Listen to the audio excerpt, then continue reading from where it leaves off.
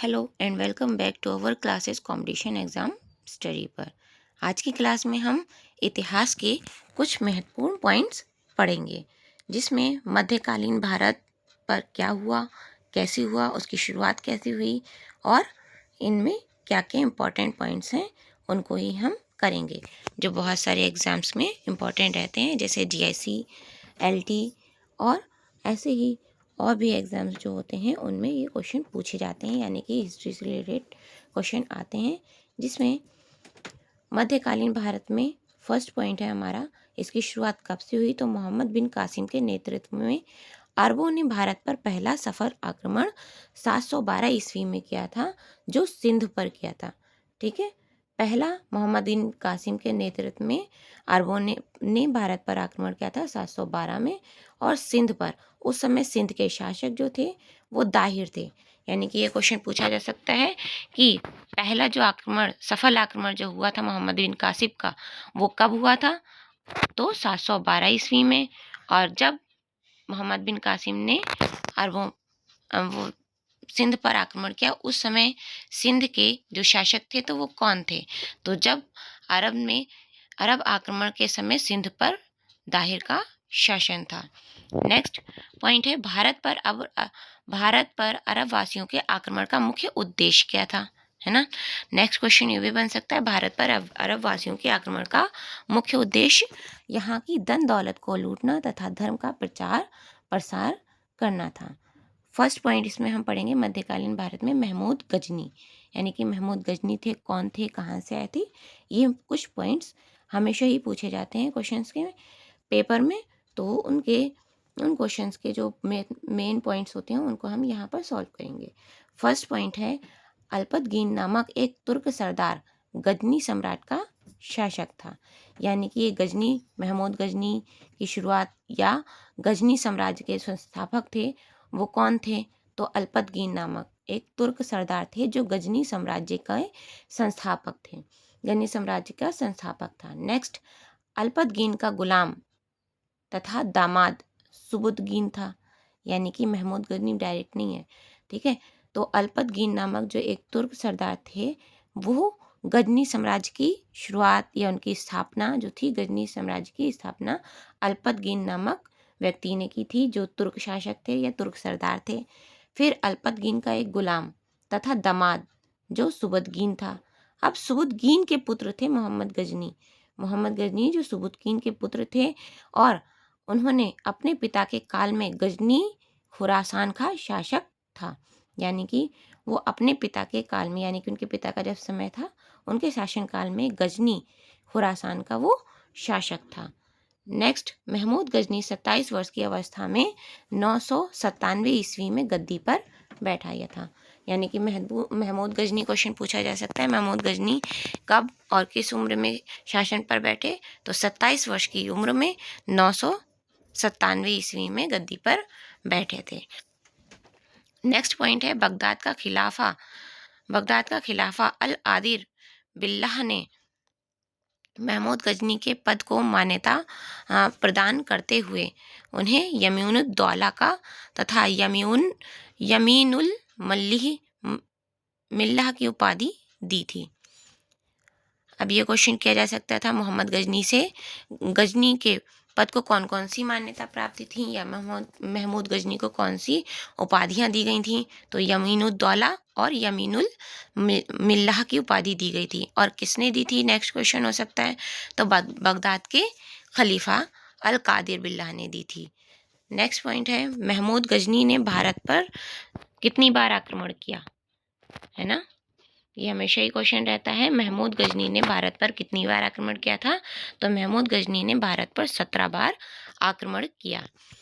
Next point है, महमूद गजनी ने भारत पर पहला आक्रमण 1001 ईसा पूर्व में किया था।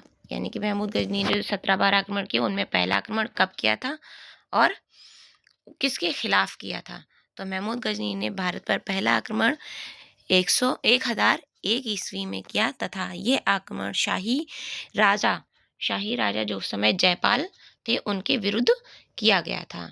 इसमें जयपाल की हार हुई थी।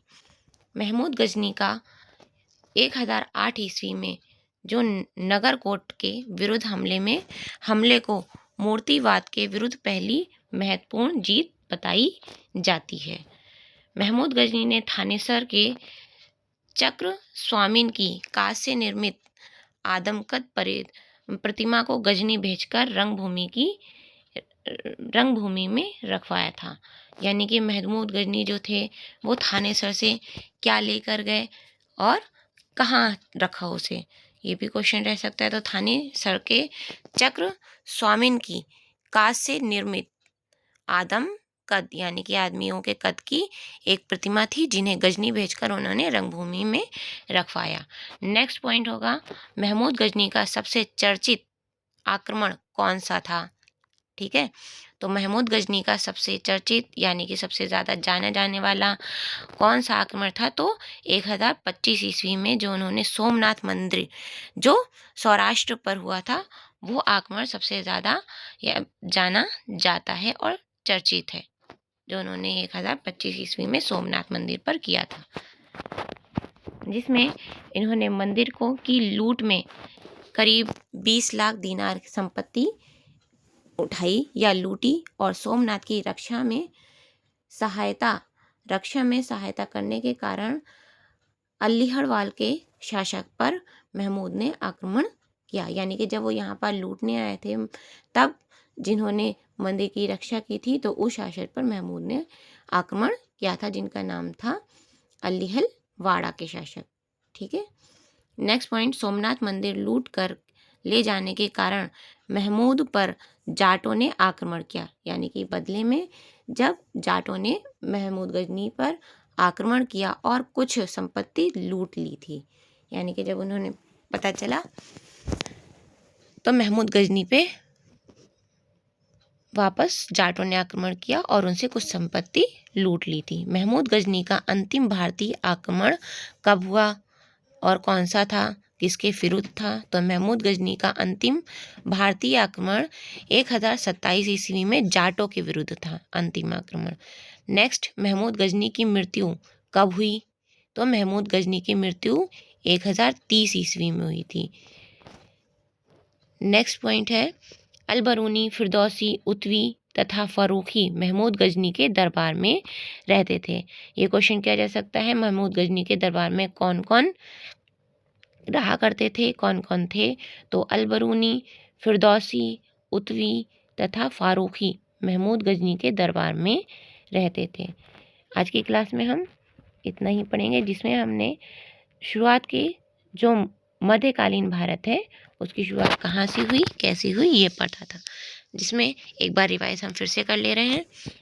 महमूद गजनी जो एक इनके पिता सुबुदगीन थे, और सुबुदगीन कौन थे, अल्पतगीन के गुलाम और उनके दामाद थे। और अल्पतगीन कौन थे, तुर्क सरदार थे, जिन्होंने गजनी साम्राज्य की स्थापना की थी।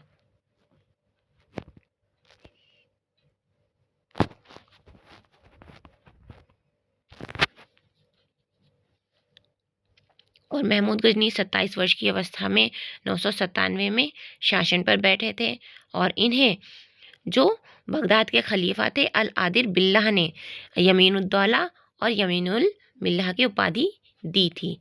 ये क्वेश्चन भी रहता है, गजनी ने भारत पर 17 बार आक्रमण किया, और उनका महमूद गजनी का भारत पर पहला आक्रमण 1001 ईस्वी में हुआ, और उस समय शासक कौन थे, तो जयपाल की पराजय हुई थी। शाही राजा जयपाल के विरुद्ध यह आक्रमण किया था इन्होंने, और जिसमें जयपाल की हार हुई थी। महमूद गजनी का 1008 में उन्होंने नगरकोट के विरुद्ध हमले किए, जिसमें वो यहाँ से मूर्तिवाद के विरुद्ध उन्होंने हमले किए थे। महत्वपूर्ण जीत बताई जाती है, यानी कि इसमें भी इन्होंने महत्वपूर्ण जीत हासिल की थी। नेक्स्ट क्वेश्चन था, यह नेक्स्ट पॉइंट था, महमूद गजनी ने थानेसर के चक्र स्वामीन की कांच से निर्मित आदमकद प्रतिमा को यहाँ से ले गए। महमूद गजनी का सबसे जो प्रचलित जो आक्रमण माना जाता है, वो 1025 का माना जाता है, जो उन्होंने सोमनाथ पर किया था, और यहाँ से 1000 दीनारों को वो लूट कर 20 लाख दीनारों को संपत्ति को यहाँ से लूट कर ले गए थे। और जिसमें जब सोमनाथ मत्थे पर आक्रमण करके ये यहाँ से संपत्ति को ले जा रहे थे, तो जाटों ने इन पर आक्रमण कर दिया और कुछ संपत्ति इनसे लूट भी ली थी। और महमूद गजनी का अंतिम भारतीय आक्रमण 1027 में हुआ, जो जाटों के विरुद्ध ही था। और महमूद गजनी की मृत्यु तो 1030 में हुई। नेक्स्ट, अलबरूनी, फिरदौसी, उतवी तथा फारूकी महमूद गजनी के दरबार में रहते थे। ये था आज का हमारे क्लास में, हमने महमूद गजनी के बारे में पढ़ा है। नेक्स्ट क्लास में हम मोहम्मद गौरी के बारे में या उनके शासनकाल के बारे में पढ़ेंगे।